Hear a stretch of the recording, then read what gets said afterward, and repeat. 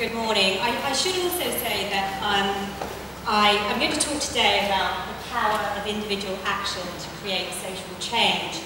And I want to explain that I hope I'm not here sort of lecturing you, because I believe I'm a practitioner. I do what I believe in, and I believe I do my best within my power and my abilities to create social change. So I should say that I also sit as the chair of the Justice Centre, Hong Kong, which is an NGO, a charity, used to be called the Hong Kong Refugee Advice Centre, committed to protection of human rights for refugees in Hong Kong, and also committed to advocating on behalf of anti-slavery in Hong Kong. So that's my contribution. And I want to talk today about how each one of us can create social change. So first of all, I'd like to ask a question. I want to get a sense of who my audience is. Could you raise your hand if there is something, either within Hong Kong society or something more globally, that you would like to see change?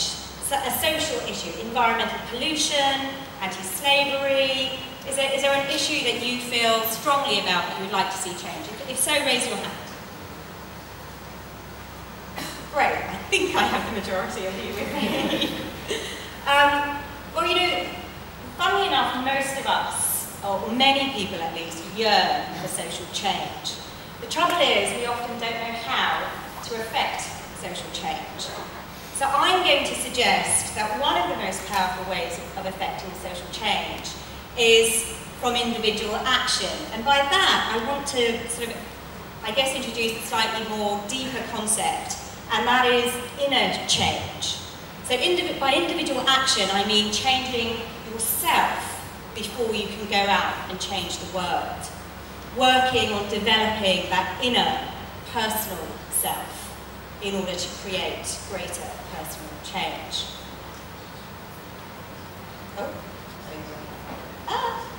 Right. So when we talk about social change, there's a spectrum that I want to introduce. And often we talk about, and certainly in the NGO world, we talk about advocating for policy change, for changes in the law. Now that is an essential step, I believe, to really, I guess, embody and crystallise social change. But that by itself is never enough. One only has to look at the history of the Civil Rights Act in 1964. That alone, the passing of that legislation, did not change or end discrimination. It did not end oppression or exclusion. So change, in my view, has to be a movement. It has to start from increased awareness. It can move through attitudinal change, changes in attitudes, and then changes in behaviour that make people participate and engage in the desire to change things. If you can get a movement of that nature, you can begin to build towards public will. And it's the public will that will give laws and policy changes the legitimacy they need to create and effect true social change. So true social change is a movement. But I believe it's a movement that starts from the individual. You have to affect the hearts and minds of individuals in order to create social change, in order to create and generate that movement. And one only has to think of examples from history to see how this kind of concept manifests itself. Think of Martin Luther King, think of Nelson Mandela, Aung San Suu Kyi, Gandhi. These are people who developed these social movements. And that's why I try and make the connection between inner change and social change.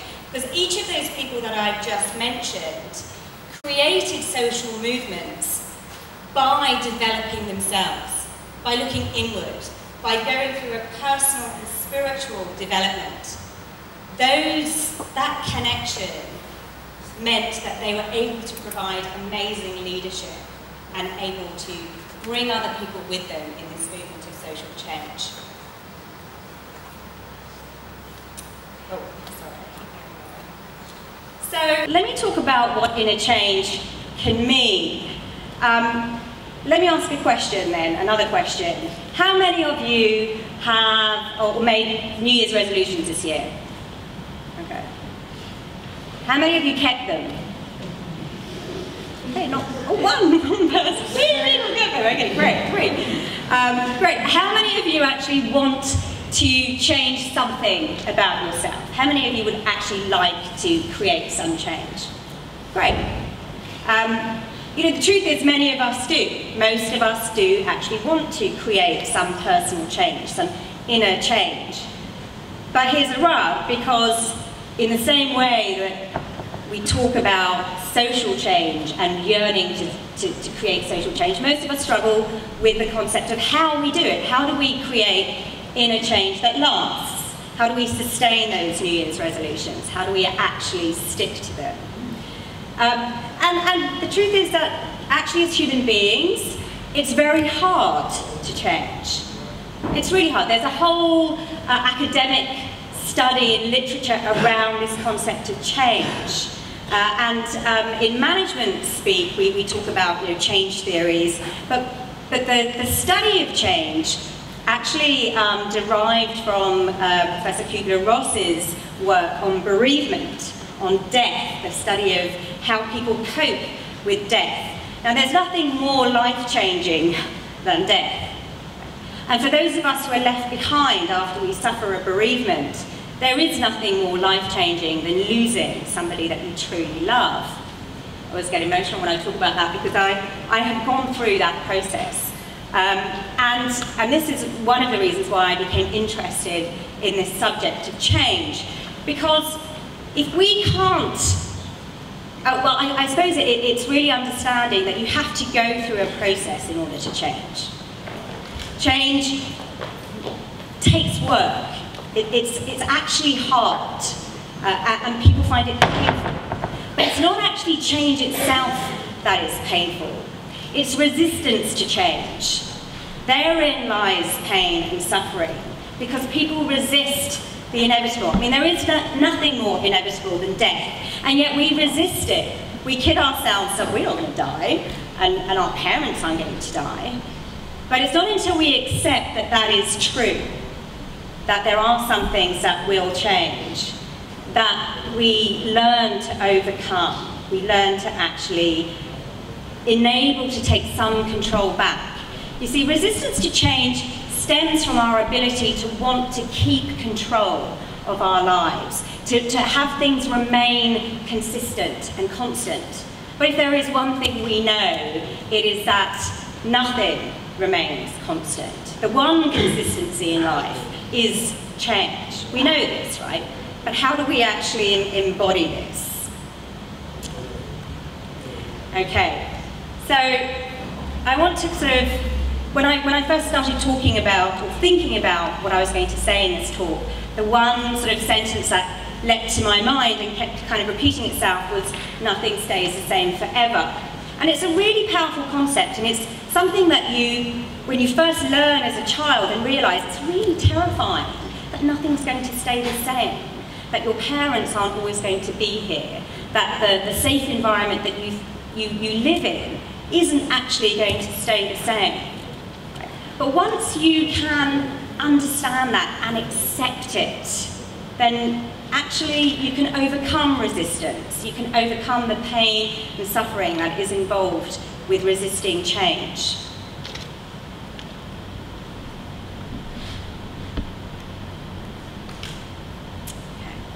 So when I talk about personal change, and I invite you to think about, well, what changes would you actually like to make within yourself, and how is that going to help you create social change? The type of change I'm thinking about is not related to personal success. I mean, too often we think about change in terms of, well, I want to get a bigger house, I want to earn more money, I want to get a better job, I want to be more successful in my studies. Those are kind of objective criteria.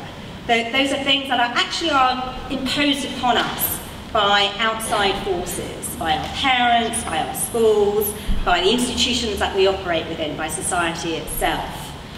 But too often I think we ask ourselves the wrong question. We're often asked, and it's not our fault, it's because those are the questions that are asked of us. You know, what do you want to be when you grow up? What do you want to do when you grow up? When we should be asking, who do you want to be when you grow up? What do you want to stand for? You know, who do you want to embody as you know, what do you want to achieve in the world? What do you want to actually do that's going to be meaningful and purposeful in this world? That is the question that I want us to think about when we think about inner change.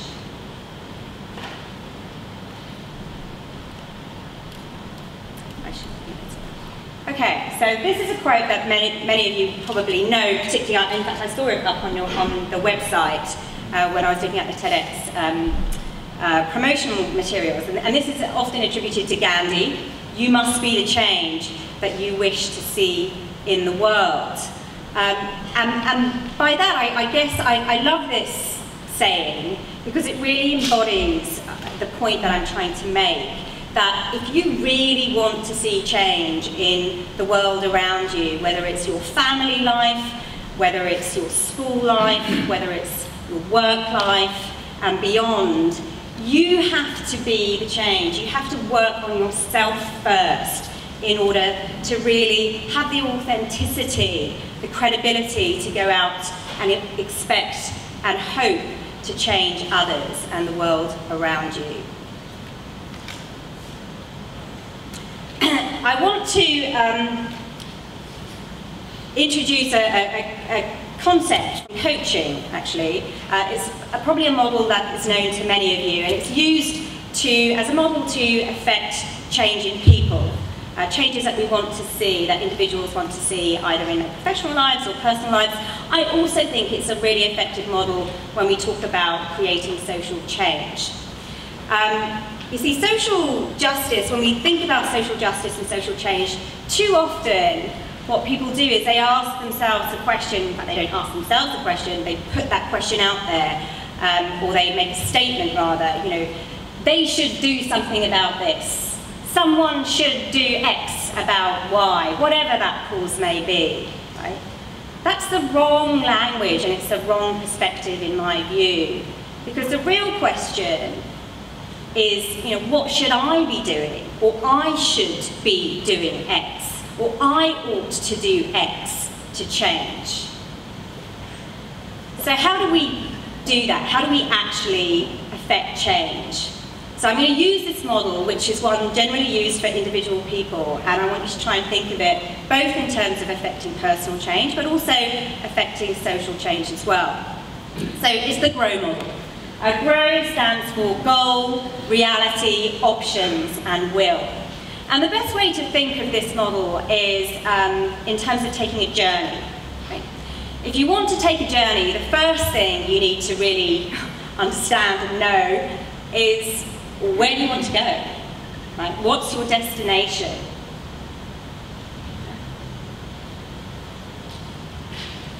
I mean, sometimes for personal, when I coach individual people one-on-one, it really is that simple question, you know, what do you want? What is it that you want? Right? But we have to fixate, first of all, on that goal. You know, what is it that we want to achieve? Then you think, okay, how am I going to plan my journey? That's not the right next step. The right next step is, well, where am I at the moment? What's my current position? Right? What is my current reality? And it's not until you really understand your current reality that you can begin to plan your journey ahead. Right? So what is happening to me right now? What is happening in society right now that I want to change, that I would like to change? Right? What is it? What's happening? What's the current situation? What are other people doing about it? What are people around me doing about it? Right? Then you can begin to look at options. Right? So, you know, what could you do? What could you do as a person that could affect change, whether it's personal or at this kind of greater level? When we start to think about options, you also have to think about obstacles. What are the potential things that are going to be in the way? Right? What's the best way for me to get to where I want to be? Is it the most scenic route, which is going to take me a lot longer, or am I going to get there as fast as I possibly can, because that's going to meet my objective? Right? there are definitely always options to get to any particular goal. And you have to explore those before you can really identify what's going to be the most effective one. But then finally, you have to actually have the will to make the change. You have to commit to doing it. You have to ask yourself, well, what am I prepared to do? What sacrifices am I prepared to make? What work am I prepared to do, to put into this, to make this change happen? Too often, we use excuses. Oh, well, you know, it's because X did Y, or, you know, I can't really do that because I don't have the willpower. Nonsense. We all are able to do it. If Annabelle Bond can climb Mount Everest, right? We can all do whatever it is we set our goal to be. So you have to have the will to act, the will to make that change. Why do I say that's necessary? Why is it that I believe that inner change has to be in place before social change? Well, if you are going to affect social change, you have to live a congruent life. You have to live according to your values, according to your beliefs. And it's only when you do that that you will have that motivation to drive you forward to the goal. So make sure your goal is aligned with who you are and who you want to be. If it is, you will find that will, you will find that commitment. I love this visual. I thought I might get in trouble for it because it uses the S word, and the H word for that matter. But it really is, I guess, a way of trying to encourage you to really believe in yourself. Because if you do, and if you go through that process of inner change, if you really work on developing and nurturing yourself, you will find the how. You will understand what you need to do in order to affect change. But it has to come from within first. You've got to look at yourself. There's no point in complaining. Let's take an example of family life. You know, most of us at some point or another have moaned about how terrible our mother is, or our father is, or our brother or sister, right? But before you do that next time, just stop and think, well, what am I doing to make this happen? What responsibility do I have in creating the world around me? Okay, that is the question I want you to ask yourselves. That is the question that I want you to explore and get comfortable with. If you really want to make a difference to the world, you have to make a difference to yourself, and it will make that change that you see. I think my time is up. There's one thing I did want to say, actually, because you know, I really believe that you have to use, to create social change, to be able to take individual action for social change, you have to use the skills that God has given you, the skills that you have or you've created in your life. And an example I'd like to give is a very dear friend of mine called Benjamin Tier. He's an actor. He studied at one of a great Parisian institute, the name of which escapes me right now, but he studied physical movement, physical theatre. And I know him originally through a fellow lawyer, and it's his brother. And Adam called me and said, oh, Ben would really like to talk to you about rule of law in China. Thinking, why on earth does this young actor, he's in his 20s, want to speak to me about rule of law in China? You know, I didn't understand he was even interested in law. Anyway, he came along, I invited him to a seminar, a conference that we were having at the Hong Kong University on rule of law in China. He sat all the way through some very dry academic presentations on rule of law in China, and afterwards I spoke to him and I said, so Ben, you know, how can I help you? You know, what's your interest? And he was, and I hope he doesn't mind me saying this, I think he was going through a little bit of a crisis at the time, what I call a sort of quarter-life crisis. And he was saying, oh, you know, maybe I should retrain, maybe I should become a lawyer, because I really, really want to tackle some of the problems in China. I've visited all these factories, I've spoken to lots and lots of workers. He had a grant from the British Council to do some research in China, in factories and shipyards and warehouses. had all these interviews and realised that actually some of these workers were deeply unhappy, their living conditions, their working conditions were terrible, and he felt this sense of injustice, and he wanted to see change happen. So he was talking about going back to school, re-qualifying as a lawyer over years and years and years, and somehow going back to China and creating change. And I said, please, please, don't waste your time on becoming a lawyer. What you are doing now is so powerful. And what he had started to do was conduct workshops with migrant worker children in villages across China. And he's still doing that work a year down the line, working on issues such as domestic violence, such as just social issues within these communities that often aren't even recognised as legitimate communities by the Chinese government. He was doing this amazing work because he was using the skills that he knew and he could bring to that occasion. So I just want you to think also about, not everybody has to go out and do the same thing. We can each kind of carve our own path to create social change. On that note, I know my time is up. So thank you very much.